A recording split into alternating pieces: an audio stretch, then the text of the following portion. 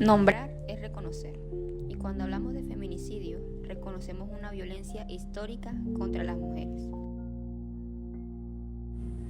Pero surge la pregunta de qué ocurre cuando los hombres son asesinados por razón de género, y por qué no existe un nombre que los visibilice. De ahí nace la propuesta de pensar el concepto de masculinicidio. Pero antes de poder hablar de masculinicidio, recordemos primeramente qué es el feminicidio.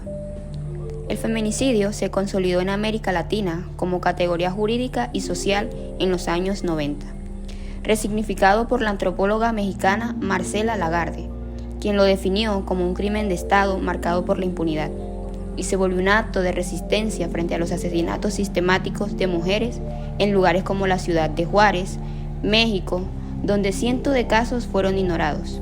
Con el tiempo, países como Guatemala, México y Colombia tipificaron el feminicidio en sus leyes, reconociendo que no era un homicidio común, sino un crimen atravesado por desigualdades de género y misoginia.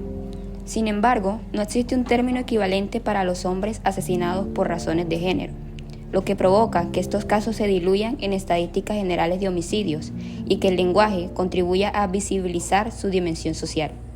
El masculinicidio busca nombrar aquellos asesinatos que ocurren en dinámicas de poder, en conflictos de pareja, en contextos de violencia social o simplemente por estigmas que recaen sobre la masculinidad. Y su ausencia como categoría jurídica limita la posibilidad de reconocerlos como parte de la violencia de género. El pensamiento crítico nos invita a cuestionar las estructuras que naturalizamos. ¿Por qué reconocemos un tipo de violencia y no otro? ¿Acaso el género solo opera en una dirección?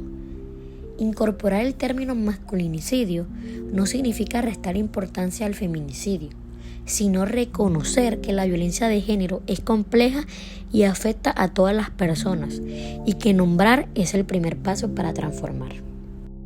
¿Por qué reconocemos un tipo de violencia y no otro? Porque históricamente las mujeres han sido las principales víctimas de una violencia sistemática, sostenida por estructuras patriarcales y por la impunidad del Estado. Esa violencia se visualizó gracias a la lucha feminista que exigieron un nombre propio: feminicidio. En cambio, los asesinatos de hombres por razones de género no han sido reconocidos como un fenómeno diferenciado, ya que se diluye en las categorías generales de homicidio. La falta de un término específico refleja una asimetría en el lenguaje y en la memoria social, que invisibiliza otras formas de violencia de género. ¿Acaso el género solo opera en una dirección? No. El género atraviesa todas las relaciones sociales y puede generar violencia en múltiples direcciones. Aunque el feminicidio evidencia la violencia contra la mujer, existen también dinámicas en las que los hombres son asesinados por ser hombres, ya sean por expectativas de masculinidad, por roles de poder, por conflictos de pareja. Reconocer el masculinicidio no significa negar el feminicidio, sino aceptar que la violencia de género es compleja, diversa y afecta a todas las personas, independientemente de su sexo. Toda vida merece ser reconocida. Toda violencia merece ser nombrada. Y el pensamiento crítico social nos recuerda que la justicia empieza por el lenguaje.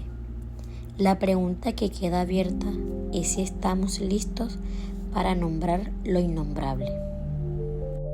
Con la palabra que denuncia, con la voz que incomoda, con el relato que se niega a ser borrado, nombrar es resistir, nombrar es abrir grietas en la indiferencia, nombrar es sembrar memoria, nombrar es acto de vida, nombrar es un acto de justicia, nombrar es el inicio de todas las transformaciones. La pregunta que queda abierta es: si estamos listos para nombrar lo innombrable.